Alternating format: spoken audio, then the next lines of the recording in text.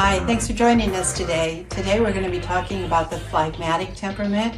This is one that I really enjoy sharing and talking about because they are just so calm and peaceful and easygoing. They're fun to be around.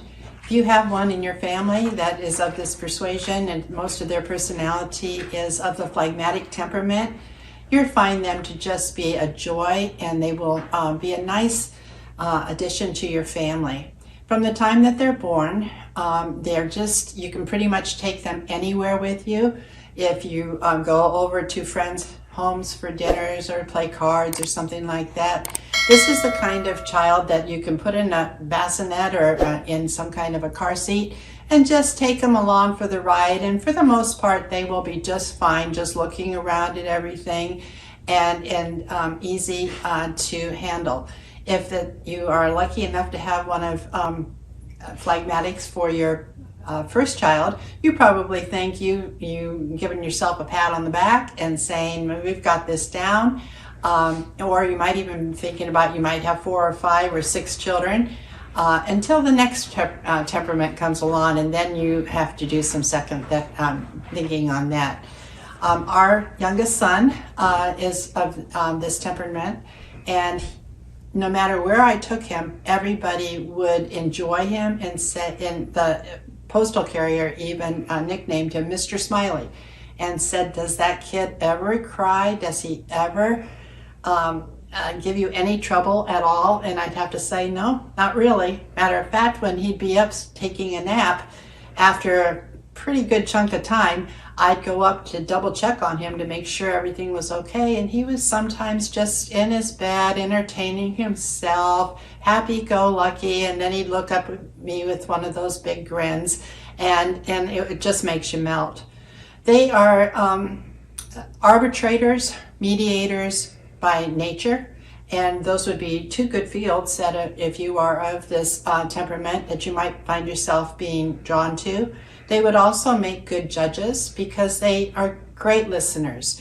They love to listen to people, and then after they've heard both sides, they can calmly tell you what they think should or shouldn't be done, or give you a solution. They're slow to anger. They usually like to have lots of people around. It might be their house that the teenagers all want to go to because they feel comfortable, they feel welcomed. They don't feel like they have to put on airs or anything to be around someone who's of the phlegmatic persuasion. And so, again, with all of your temperaments, you're going to find that you have strengths and you have weaknesses. But the thing that really stands out about the phlegmatics is their easy disposition. And they will be laid back from that, and also make a good buffer. If there's any kind of family situation that's unsettled, they're probably going to be in the background watching and just looking for that moment where they can step in and see what they can do, how they can diffuse the situation. If they have brothers and sisters that are of other temperaments, again, if there arises a problem, maybe they're playing a board game or something, and there's a situation where it starts getting a little heated, you're going to see the phlegmatics. That's when they come to the rescue, when they step in to help calm the situation down. If there was a storm of any kind in a situation, you can think of it as a weather storm or maybe being out at sea. Each of the different temperaments are going to handle it in their way. The cholerics are going to try to get a hold of the situation, maybe turn it around, see what can be gotten done, how they can stop whatever the trouble is. The melancholies might go into like depression and wonder how they're ever going to get out of the situation or the storm. But the phlegmatics are going to be in the boat, so to speak, saying it's all going to be okay, take a deep breath, we're going to be fine. And those are the ones who can diffuse any problem that comes along. If you made a shirt for the phlegmatics, it would probably have something to do with peace, or it might say calm, cool, and collected, because that's just kind of how they like to roll.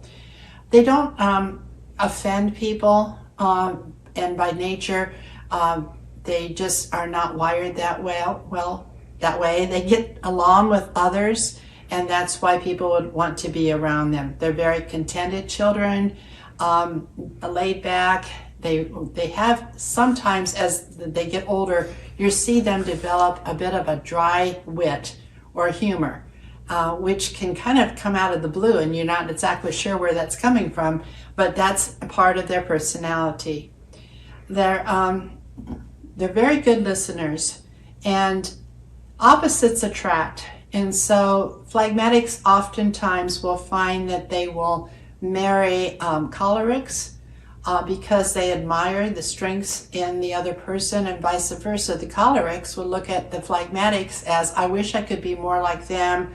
I wish I wasn't so high stressed or wired all the time. And so they'll be drawn to each other. The problem with that is phlegmatics can easily be ran over. And one of the things that they need to learn to work on is to simply be able to say no, and to say it and really mean what they've said, so that somebody doesn't take advantage of them. They also need to sometimes get enthused about something and make a choice. They honestly don't really care if you go to a movie or if you're going to play tennis or golf. And so if the spouse is asking them, one of the things that can be very annoying is if you're looking for a direct answer and the phlegmatic simply doesn't have a preference, they need to learn how to, for the other person's sake, simply choose one. It's not a right or wrong answer, but it will help with your dynamics a lot more. Also, if you can tell yourself that maybe you do need to go that extra mile, put just a little bit more effort into it. I remember when our son was in high school, and he really was very bright, but he just didn't take the time to study for tests. He didn't really see the need to. He knew what he knew, and so each time I would say, well, why don't you kind of crack the book, or why don't you spend a little time practicing or getting ready for that test? It'd be like, oh, I'm okay. And then he'd come home and maybe he'd have an A- or a B+. And it wasn't that I was unhappy with the grade, but I would tell him, well, if you just put just a little bit more effort into it, you could have gotten the higher score. And I remember the day that he turned to me and said, well, what difference does it make? I know what I know, and I learned the content. And I said, well, it makes a difference when colleges are handing out scholarships. And once I had a chance to explain that to him, I think it was kind of like a real eye-opener for him, and he realized that there was some merit in the fact that sometimes you just have to exert yourself a little bit more for reasons such as that. Again, I want to thank you for joining us today. Enjoy your phlegmatics if you have one in your family, and we'll look forward to visiting next time. Take care.